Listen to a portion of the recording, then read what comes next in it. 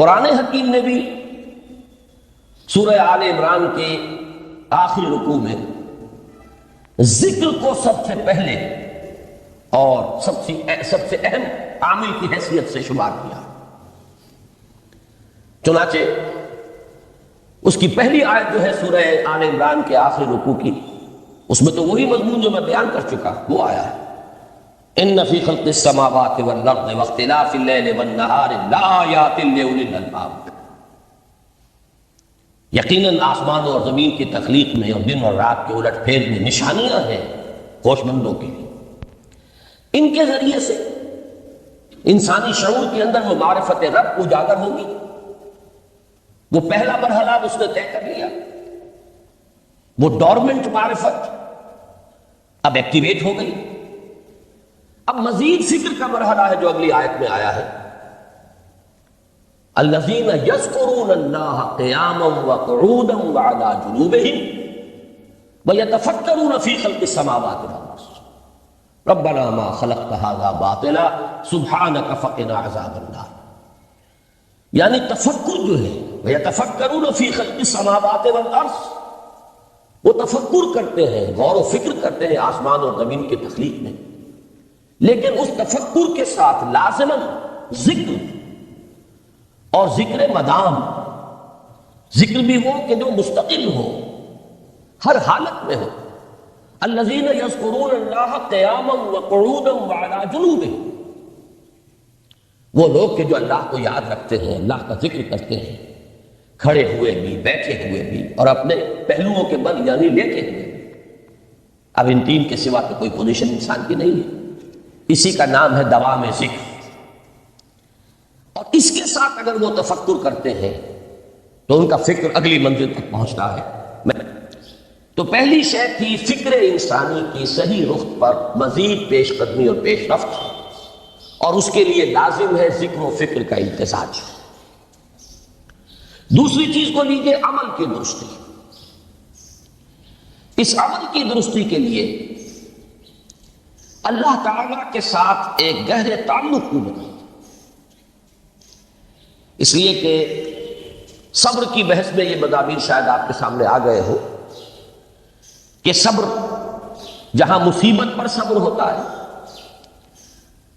تکلیف پر صبر ہوتا ہے، اللہ کے احکام پر جمنا یہ بھی صبر ہے، نفس کی خواہشات کی باغ کو تھام کر رکھنا، کھینچ کر رکھنا یہ بھی صبر ہے، اور استقامت کسی شے پر قائم رہنا یہ بھی صبر ہے.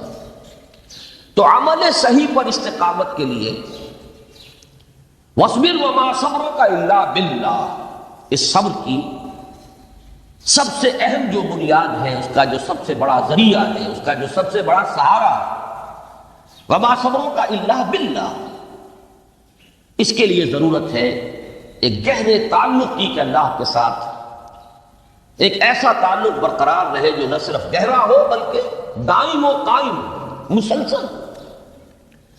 ذرا ظہور ہوگا تعلق مع اللہ میں، ذرا کمی آئے گی، شیطان کا وار کاری ہو جائے گا. اسی کو حضور نے حدیث میں یوں تعبیر کیا ہے تمثیلاً کہ جو دل اللہ کی یاد سے غافل ہے اس پر، فارسی کا وہ مقولہ بھی ہے کہ خانہ خالی را دیو میں گرت، گھر خالی رہے تو جنات اس پر دیو جو ہے آ کر قبضہ جما لیتے ہیں. تو خانہ قلب جو ہے اگر یاد خدا بندی سے خالی ہو گیا تو شیطان ابلیس لعین اپنی تھوتنی ٹکا دیتا ہے.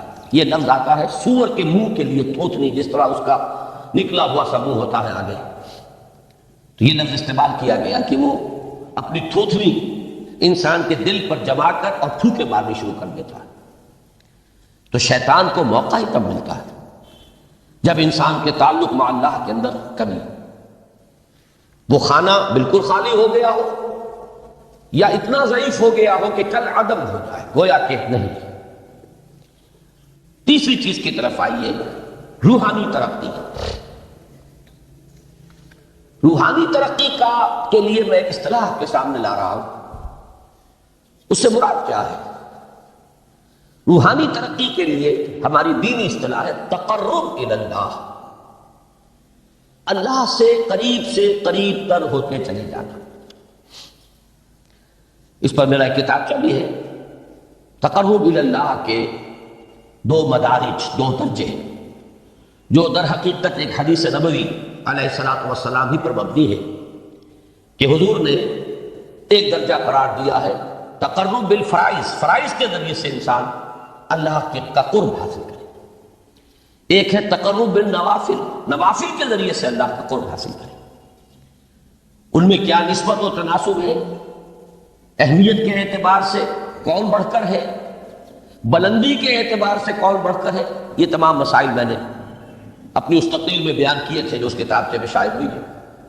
اس وقت میں اس کی تفصیل میں نہیں جا رہا، صرف یہ تذکرہ اس لیے کر رہا ہوں کہ جن کو بھی خواہش ہو جائے وہ اس کا مطالعہ کرے۔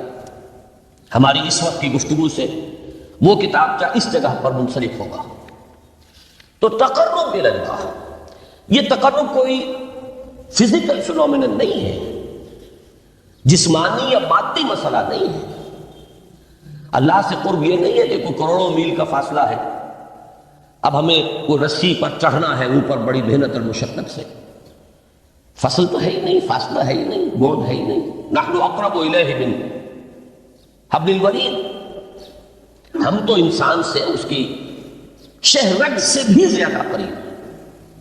ہوا معکم اینما کنتم، وہ تو تمہارے ساتھ ہی ہوتا ہے جہاں کہیں بھی تم ہو، بس صرف یہ کہ تمہاری توجہ نہیں ہوتی، تم اور چیزوں میں مشغول و مصروف رہتے ہو، تم ہماری طرف دھیان ہی نہیں دیتے، تم ہماری طرف متوجہ ہی نہیں ہوتے۔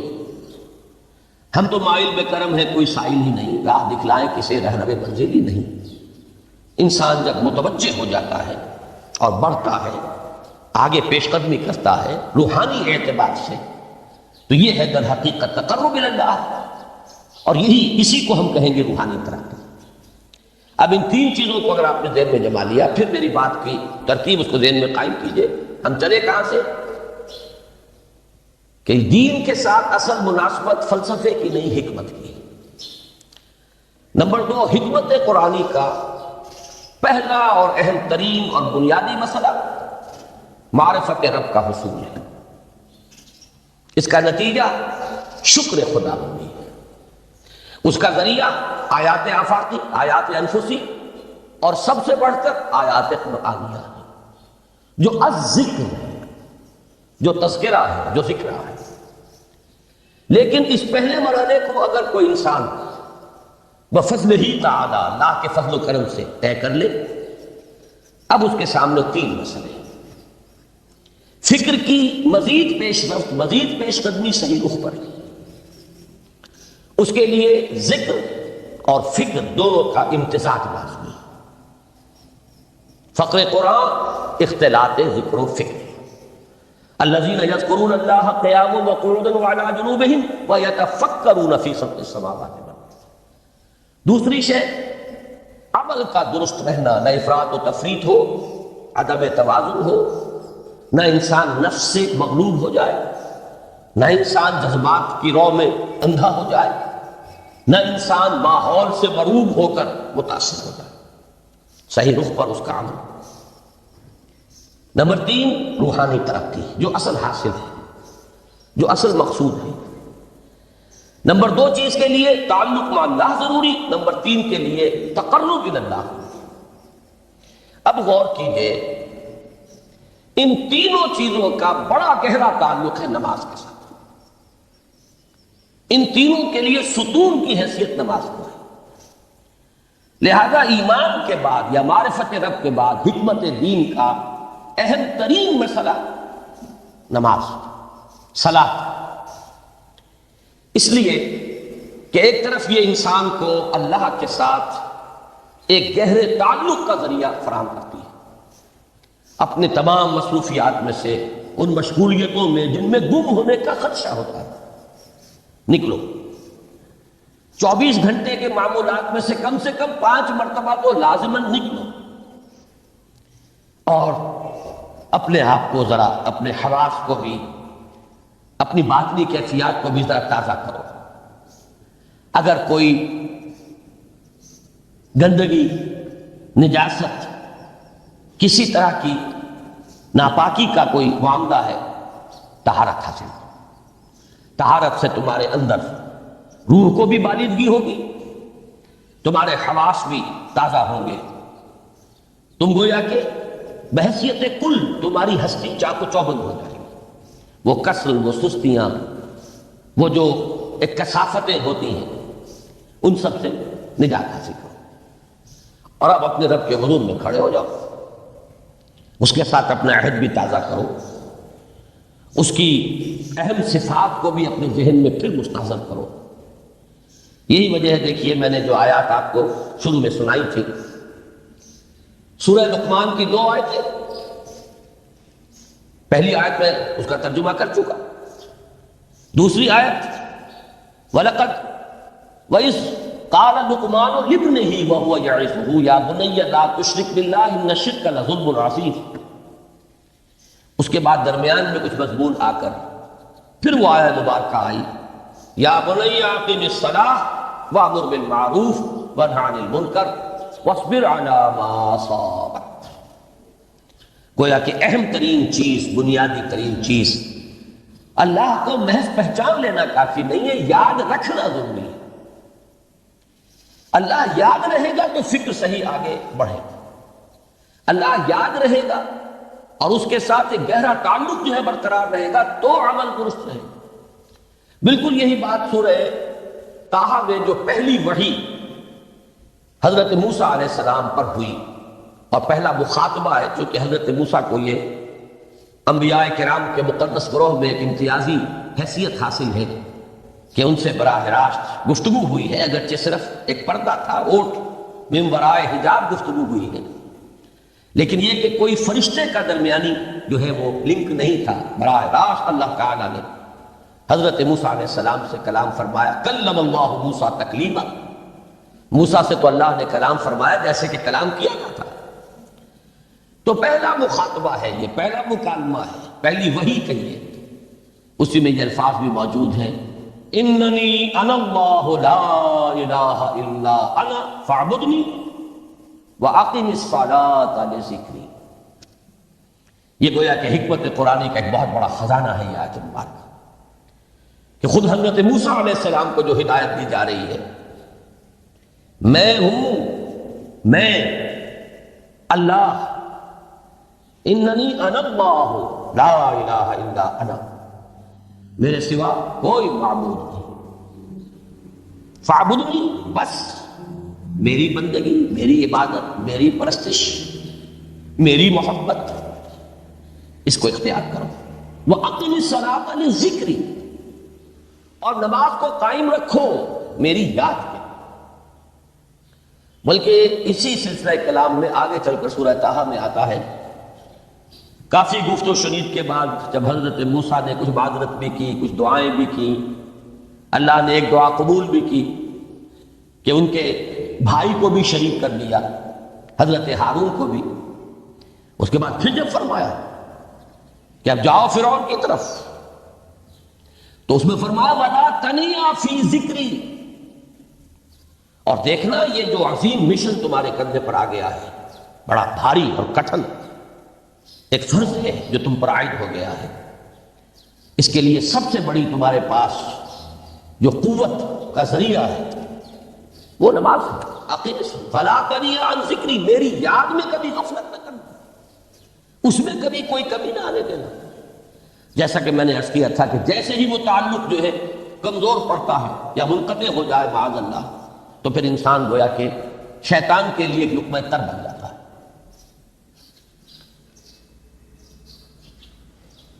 اب آپ غور کیجئے، تیسری شے تقرب الی اللہ، اس کے حوالے سے بھی جو فرائض اور نوافل کی بات ہے اس کو اس وقت ذہن سے نکال کر یہ سمجھیے کہ اس میں نماز کا کیا مقام ہے، اس لیے کہ نماز فرض بھی ہے، نماز نفل بھی ہے، وہ تو ان دونوں میں شریک ہو جائے۔ اب اس کو لفظ صلاۃ کے حوالے سے آپ ان دونوں چیزوں کو سمجھیے۔ صاد لام واو یا یہ چونکہ حروف علت ایک دوسرے سے بدلتے رہتے ہیں، یہ جو مادہ ہے اس کی جو خالص لغوی اصل ہے جو خالص عربی زبان میں اس کا بنیادی مفہوم ہے وہ آگ جلانا یا آگ تاپنا یا آگ سینکنا، حرارت حاصل کرنا۔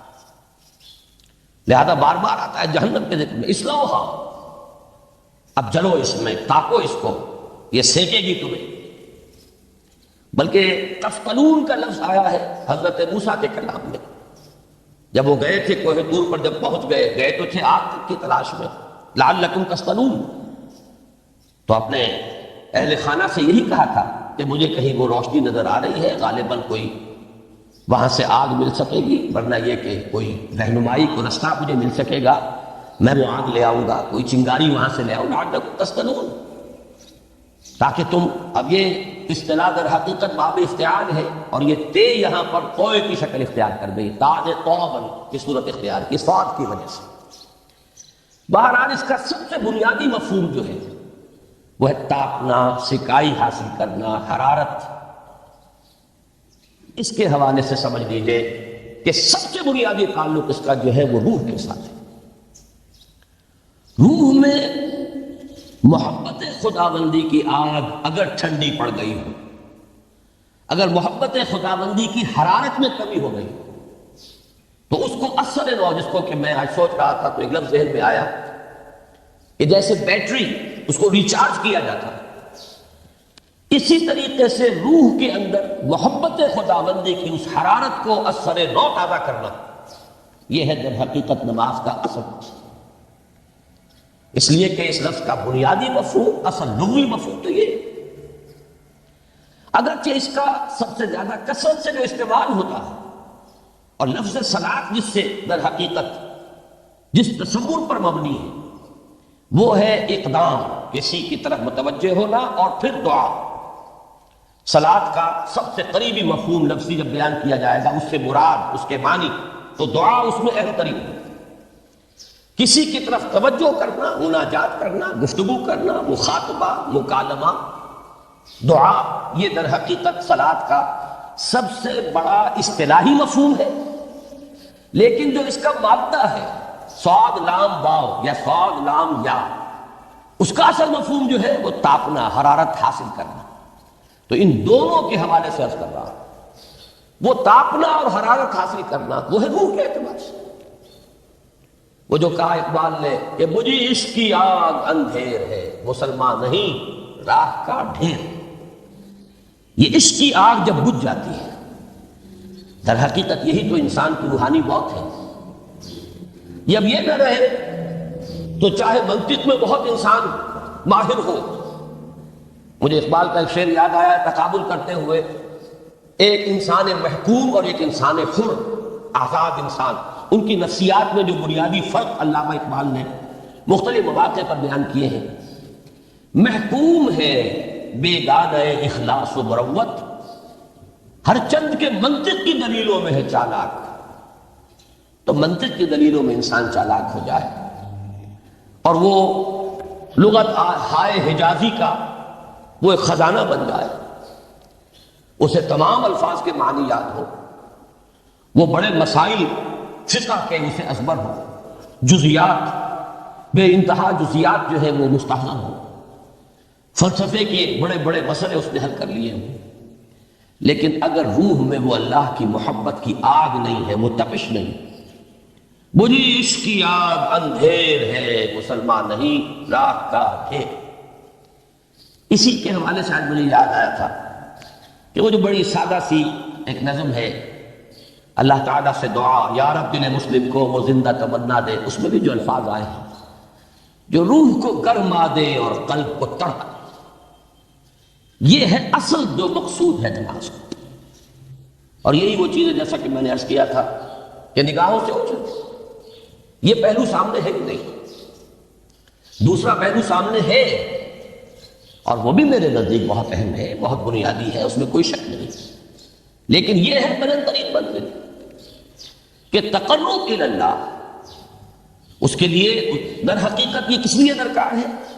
روح کے اندر عشق کی حرارت اور گرمی تازہ ہو۔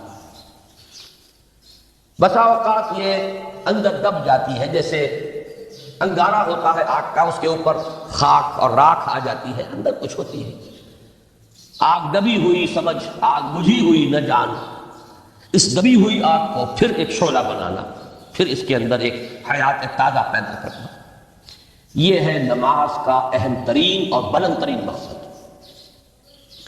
لیکن اس کے ساتھ ہی اس نماز میں ذکر ہونا، اس کا یہ ذکر ہے، اور ذکر کی جب میں فہرست بیان کیا کرتا ہوں بہت سے حضرات کے سامنے ہوگا کہ ذکر کا در حقیقت مفہوم ہے استحضار اللہ فی القلب۔ ہمارے ہاں غلطی سے جو ذرائع ذکر ہے انہیں ذکر قرار دے دیا گیا ہے۔ نماز ذکر نہیں ہے، نماز ذکر کا ذریعہ ہے۔ اقیم الصلاۃ لذکری، نماز قائم کرو میرے ذکر کے لیے۔ یہ اللہ اللہ کہنا یا ادعیہ معصورہ جو حضور صلی اللہ علیہ وسلم کی مصنون دعائیں ہیں، انہیں اپنے تمام معمولات دنیاوی کے ساتھ ساتھ ان دعاؤں کو بھی انسان پڑھتا رہے، اللہ سے دعا کرتا رہے، یہ تمام ذرائع ذکر ہیں۔ سبحان اللہ الحمدللہ الحمدللہ، اس کا آپ ورد کیجئے، یہ بھی ذریعہ ذکر ہے۔ حقیقت میں ذکر ہے استحضار اللہ فی القلب، اللہ کو دل میں لے آنا، اللہ کو دل میں حاضر کر لینا، اصل میں تو ترجمہ ہوگا لیکن حاضر جاننا، یہ کیفیت جو ہے انسان کو حاصل ہوگا۔ اب اس کے حوالے سے ذرا بات سمجھیے کہ ایک تو میں عرض کر چکا ہوں وہ مجسم ذکر تو قرآن ہے، لہذا ذکر کی فہرست جب آپ کریں گے ذرائع ذکر تو ان میں سب سے پہلے قرآن ہے، اس لیے کہ وہ ہماری حکمت کے پہلے مسئلے کو حل کر رہا ہے، بنیادی مسئلہ، اہم ترین مسئلہ۔ دوسرے نمبر پر ذکر جو ہے، اب اس کے لیے کچھ اصطلاحات جو میرے مختلف دروس میں شاید آپ کے سامنے بعد میں آئیں یا پہلے آ چکی ہوں، ان کے حوالے سے میری بات سمجھیے۔ ایک ذکر غیابی ہے، تھرڈ پرسن میں، صیغہ غائب میں اللہ کی یاد کرنا، اللہ اکبر اللہ اکبر اللہ اکبر۔ ابھی اللہ اکبر جو ہے یہ جملہ ہے، اسمیہ خبریہ ہے، ایک حقیقت کی تکرار آپ کر رہے ہیں، اللہ سب سے بڑا ہے، اللہ سب سے بڑا ہے، سبحان اللہ سبحان اللہ سبحان اللہ۔ یہ در حقیقت ذکر غیابی ہے کہ آپ اس میں مخاطب نہیں ہیں اللہ سے، ایک ذکر خطابی کہیں یا ذکر حضوری کہیں، جس میں مکالمہ ہوگا، جس میں گفتگو ہوتی ہے۔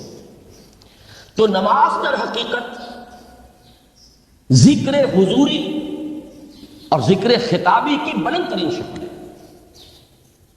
اس لیے میں نے عرض کیا تھا کہ نماز کے لفظ یا صلاۃ کے لفظ، یہ اصطلاحی معنی جو اکثر و بیشتر کیے جاتے ہیں وہ ہے دعا، اور دعا میں ہوتا کیا ہے؟ مکالمہ ہے، مخاطب، اے اللہ، اے میرے رب، اے پروردگار۔